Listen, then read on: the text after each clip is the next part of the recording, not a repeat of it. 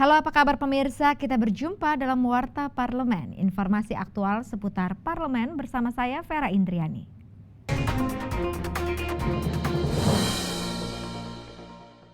Penurunan harga minyak dunia dalam 2 tahun terakhir telah mempengaruhi pertumbuhan ekonomi Indonesia.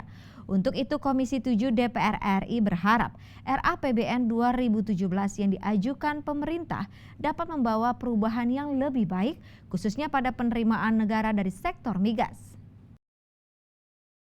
Wakil Ketua Komisi 7 DPR RI Mulyadi menyatakan penyampaian RAPBN 2017 dan nota keuangan yang disampaikan oleh pemerintah masih dapat berubah. Terkait kebijakan sektor migas, Komisi 7 DPR RI akan terus mendalami pembahasan asumsi makro bersama dengan pemerintah hingga Oktober 2016 mendatang. Mulyadi menjelaskan pembahasan akan difokuskan pada program pembangkit listrik 35.000 MW, kenaikan lifting migas nasional, peningkatan elektrifikasi nasional, juga penentuan harga minyak Indonesia atau ICP yang ditetapkan sebesar $45 per barel. Mulyadi mengingatkan agar pemerintah berhati-hati dalam menentukan asumsi makro agar tak terlampau optimis karena dikhawatirkan akan menyebabkan defisit anggaran seperti yang terjadi pada tahun 2016. Dalam jangka waktu dari penyampaian sekarang sampai Oktober kan masih ada waktu yang cukup panjang untuk kita semua mendalami. Dengan adanya pendalaman dalam pembahasan antara pemerintah dengan DPR, tentu kita bisa lebih akurat lagi bersama-sama menentukan asumsi makro.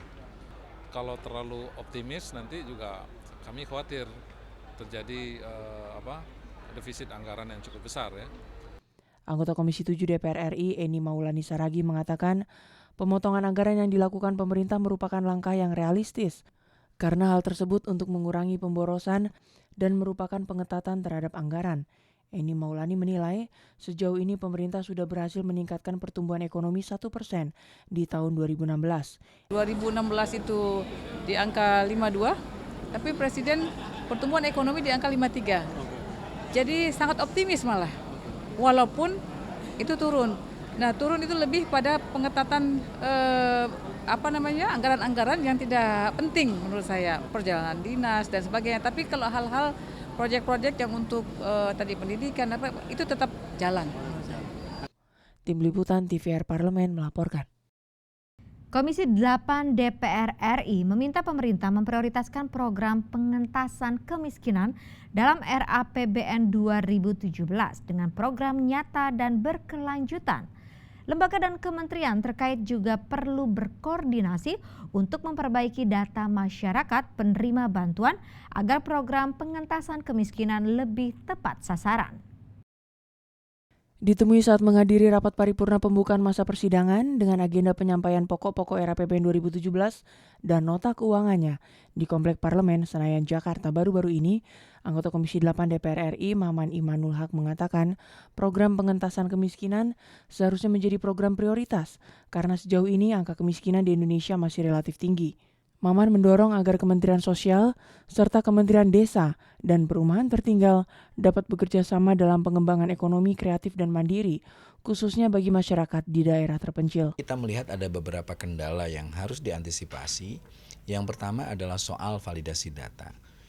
Sampai sejauh mana titik-titik kemiskinan, berapa jumlah orang miskin, lalu berapa orang miskin yang sudah mendapatkan bantuan-bantuan pengentasan kemiskinan. Ada sekitar 23 program pengentasan kemiskinan.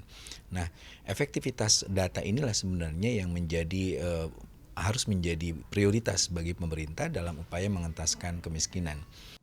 Ketua Komisi 8 DPR RI Ali Tahir mengatakan pemerintah harus serius dan fokus terhadap 3 hal yang menjadi sasaran pokok, yakni kesehatan, pendidikan, dan pengaman jaring sosial.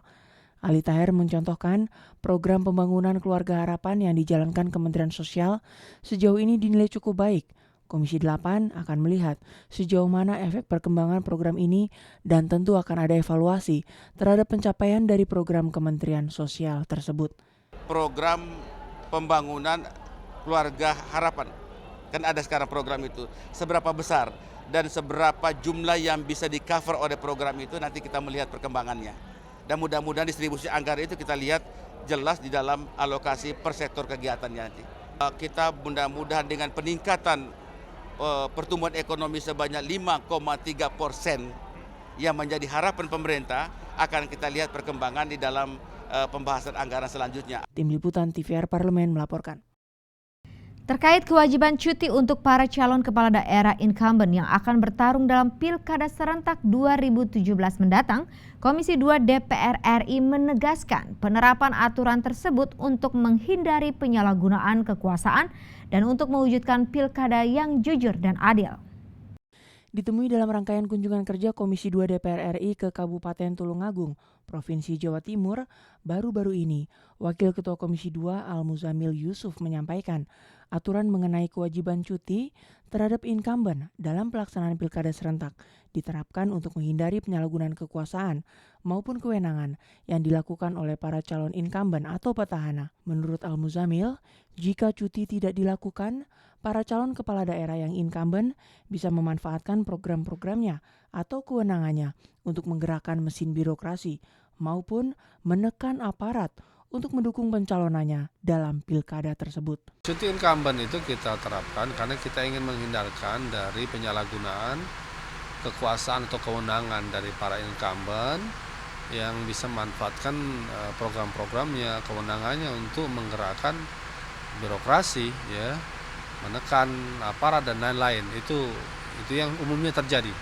Dan undang-undangnya sudah tertera dalam undang-undang pilkada. Selagi pasal itu ada, ya tentu itu harus diberlakukan. Bahwa ada yang mau judicial review, ya silakan saja, ya saya kira itu hak mereka, ya.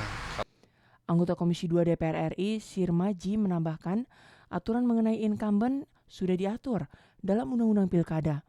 Roh dari aturan ini adalah untuk menjaga objektivitas dan menjaga fairness atau kejujuran di antara para calon yang berkompetisi. Terhadap incumbent, maka sepanjang masa kampanye mereka harus cuti. Nah, ruh dari aturan itu adalah untuk menjaga objektivitas, menjaga fairness di antara para calon yang berkompetisi untuk memperoleh dukungan rakyat itu, supaya tidak ada yang menggunakan fasilitas negara. Dari Tulungagung, Provinsi Jawa Timur, Denus TVR Parlemen melaporkan. Demikian Warta Parlemen kali ini. Sampai jumpa pada Warta Parlemen berikutnya. Terima kasih atas perhatian Anda. Wassalamualaikum warahmatullahi wabarakatuh.